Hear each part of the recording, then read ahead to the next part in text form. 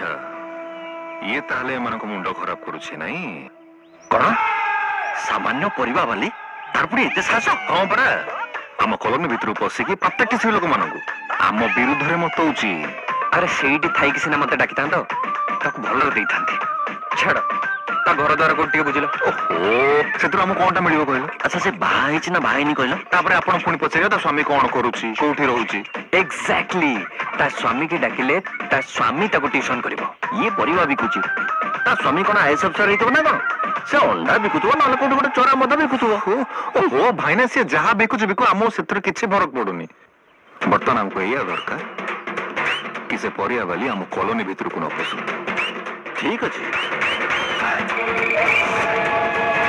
ତାହେଲେ ସେ ବ୍ୟବସ୍ଥା କରିବା ଆଉ।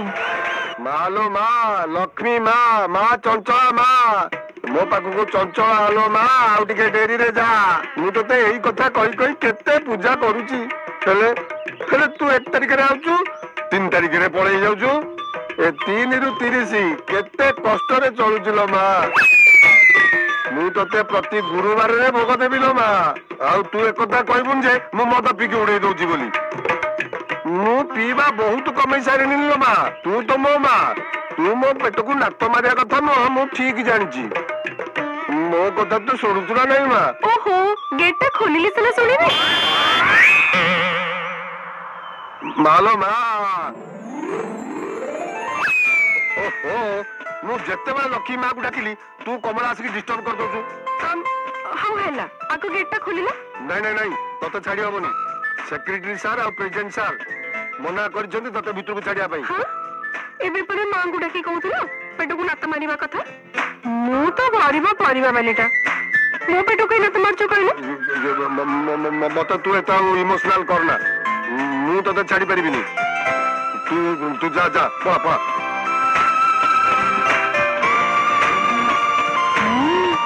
ଆଜି ବି ଆଣିଛି। ମତେ ସେ ଲୋଭ ଦେଖାନା।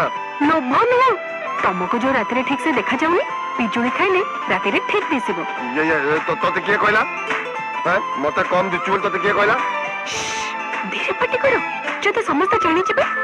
ସମସ୍ତେ ଜାଣିଲେ କଣ ହବ ଜାଣିଛ କି? ତମ ଚାକିରି ପୁରା ପଳେଇବ।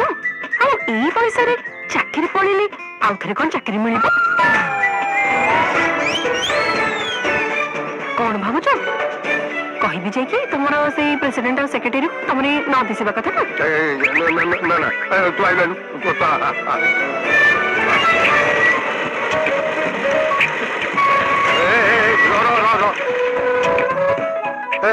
ଦେ ପିଜୁଳିଟା ଦେ, ପିଜୁଳିଟା ଦେ।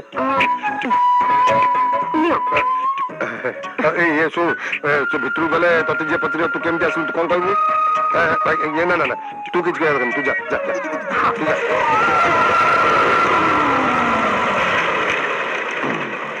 ୟା ଉପରେ କାହିଁକି ମୋର ଧୀରେ ଧୀରେ ଡାଉଟ ହଉଛି। ଇଏ ପରିବା ବାଲି ନୁହଁ, ପୋଲିସ ବାଲି ଭଳିଆ ଲାଗୁଛି।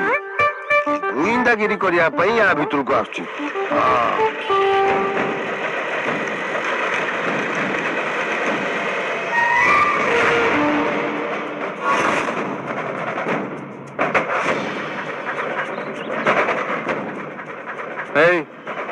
ତୁ ଆଜିଠୁ ଲକ୍ଷ୍ମୀ ବିହାରକୁ ଆସିପାରିବୁନି, ବୁଝିଲୁ? ଲକ୍ଷ୍ମୀକୁ ପୁଣି ଲକ୍ଷ୍ମୀ ବିହାର ମାନେ କମଳା କୁମ। କମଳା ମାନେ ଲକ୍ଷ୍ମୀ ନା? ସେ କମଳା ହଉ କି ପିଜୁଳି ହଉ କି ଅମୃତଭଣ୍ଡା ହଉ, ସେ ସବୁ ତୁ ଆମକୁ ପାଠ ପଢାନି। ତତେ କୁହା ହେଲା ତୁ ଏ କଲୋନୀକୁ ନେକ୍ସଟ ଟାଇମ ଆସିବୁ ନାହିଁ, ଯା। ବଡ ଆଶ୍ଚର୍ଯ୍ୟ, ମତେ ସମସ୍ତେ ଆ ବୋଲି ଡାକନ୍ତି, ପ୍ରଥମ ଥର ପାଇଁ ଦେଖୁଛ ମତେ ତମେ ଏଠି ଆସିବାକୁ ବାରଣ କରୁଛ। ତତେ ଯେ ଫୁଲ ଚନ୍ଦନ ଦେଇକି ଆ ଡାକୁଛନ୍ତି, ତୁ ସିଆଡେ ଯା, କିନ୍ତୁ ଆମର ଏଇଠି ଯା ଯା।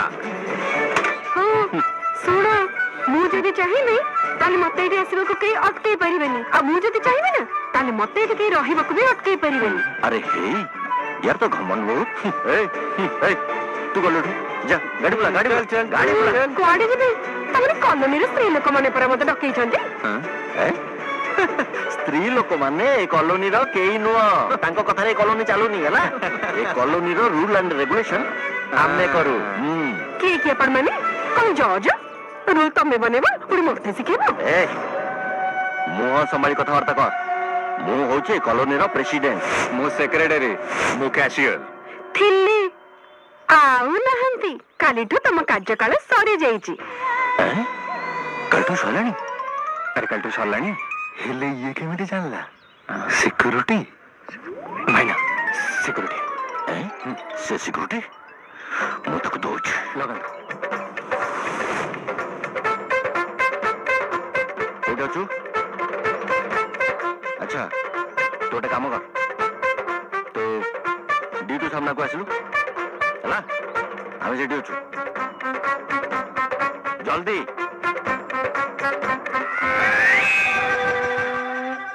ଆରେ ତୁ ୟାକୁ କହିଛୁ ଆମର କାର୍ଯ୍ୟକାଳ ସରିଗଲାଣି ବୋଲି? ଆପଣଙ୍କର ସରିଯାଇଛି? ଏ ଲକ୍ଷ୍ମୀ ମାଙ୍କର ମୁଁ ତ ନିଜେ ଜାଣିନି, କାହାକୁ କହିବି କଣ? ନୂଆ ପ୍ରେସିଡେଣ୍ଟ ସେକ୍ରେଟାରୀ ଆଉ କିଏ ହବ? ମୁଁ ଆଜ୍ଞା ଦରମା ପାଇନି, ମୋର ଆଜ୍ଞା କିଛି ହବନି ତ? କିଛି ହବନି। ପ୍ରତିବର୍ଷ କଣ ହୁଏ? ଇଲେକ୍ସନ ହୁଏ। ଆଉ ଇଲେକ୍ସନରେ କଣ ହୁଏ?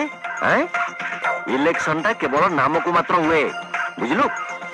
ସେ ପ୍ରେସିଡେଣ୍ଟ ଆଉ ସେକ୍ରେଟାରୀ କେବେ ବଦଳିଛନ୍ତି ନା ବଦଳିବେ? ତୋ ଦରମା କିଛି ହବନି, ତୁ ପାଇବୁ ହେଲା। ହେଲେ ୟାର କଲୋନୀ ଭିତରକୁ ପଶିବାଟା ବନ୍ଦ ହେଇଯିବ। ଶୁଣ, এই ইলেকশন কামটা খুব শীঘ্র সারিବାକୁ ପଡ଼ିବ ହେଲା। ଚାଲ।